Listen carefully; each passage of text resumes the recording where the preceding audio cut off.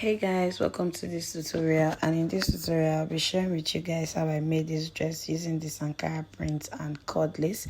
So if it's what you're interested in, let's get right into the video.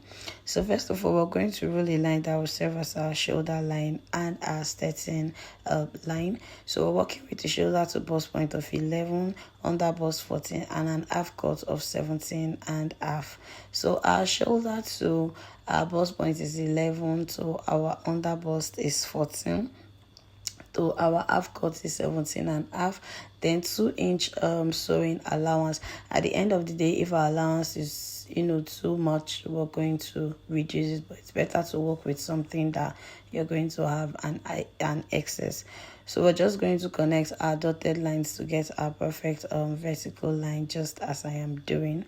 Then we're going to get our chest line by coming up with 2-inch on the bust point, just like so, as I'm doing. And our chest line is also going to serve as our armhole line too, just like so. So if you don't know how to get your armhole line, just come up by 2, you get your chest line and your armhole line. So let's just label our line so we know each of the lines that we're working with.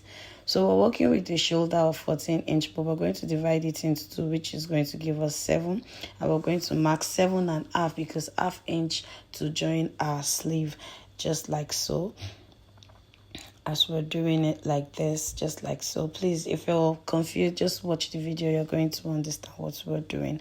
So we're working with the neck width of 3-inch because we do not want the neck to be tight, and a neck depth of 3-inch because we don't want it to be choking around. And it's a simple neckline. We're working with a round neckline.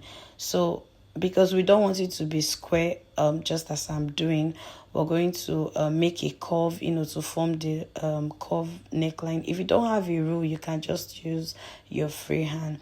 And because our shoulder is not straight, it's slant, we're going to step down by 1 inch to get our shoulder slope, and we just run a line connecting to our neckline, just like so. And then our shoulder to our chest line is 9-inch. We're going to divide that 9 into 2, which is going to give us 4.5. So we're going to mark the 4.5, and then we're going to come in by 0.5. The aim of this is to bring out the curve around the armhole. If you agree with me, the armhole is not square, it's curved. So on our chest line, we're going to do our bust point divided by 4, and then we connect just like so to have our perfect armhole curve. And then our nipple to nipple is 8 divided by 2 is 4, plus half inch is 4.5. We're just going to take the measurement all the way down, just like so. And then on our waistline, we're going to come in by 1.5. On the center, we're going to come in by 0.5, just like so. And then we're going to connect it to our under bust, just like so. Please, if it's confusing, just watch what we are doing, like you get it.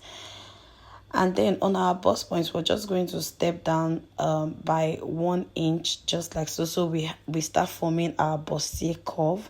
Then you step down by 1 inch rather, and then you use your curved ruler. If you don't have a curved ruler, you can still use your free hand. It works perfectly fine, just as I'm doing, just like so. And then you curve on the both side. And then on our chest line, we're going to come down by 1.5 inch because we want to form that perfect sweetheart curve. And I'm doing this like this because for those of you who want to connect the yoke to the bustier, although I'm connecting a bit, but I'm still curving out a K-hole line.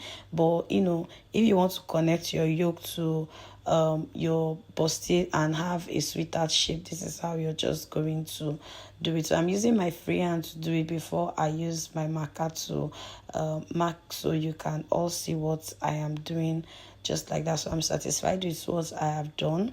I don't want the neckline to the yoke to be too deep. So we'll now connect our nipple to nipple point that we did up to the yoke part, just like so. So we continue on our bustier. So we're going to come in on both sides by 1 inch so we can have our darts and form out our bustier curve. You can see gradually that our bust point bustier is gradually coming out. So just like that. And but gradually seeing how everything is turning out, you just take your lines down just like so, and then take our measurement plus our dart there and put together plus 2-inch sewing allowance on our waistline plus the dart there, our measurement of waistline plus the dart and 2-inch sewing allowance just like so, and then we connect all the lines together just like so. So we're going to label our yoke. For those who are confused where the yoke is, that's where the yoke is. We're just going to connect, and basically that just it for our bustier drafting. So it's really not that difficult. Just watch the video all over again and you're going to understand what we just did.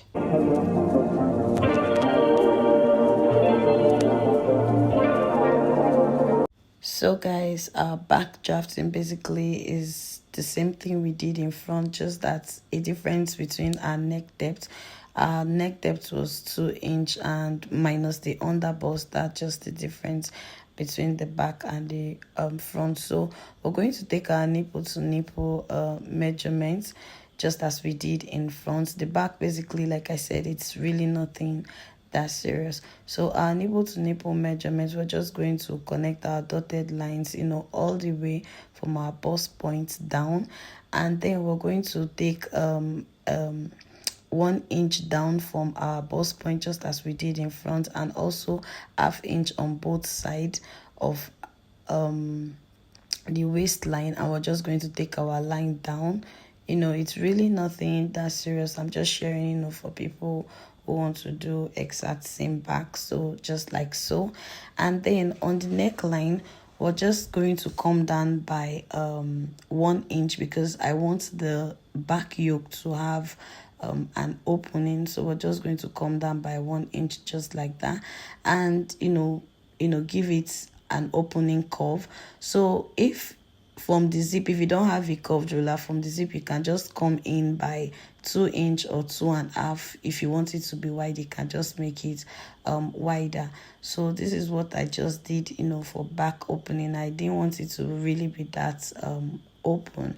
So basically that's just everything for our back drafting. So we're just going to take our body measurements, just as we did in front, but you're going to start it just from the zip line as I showed earlier.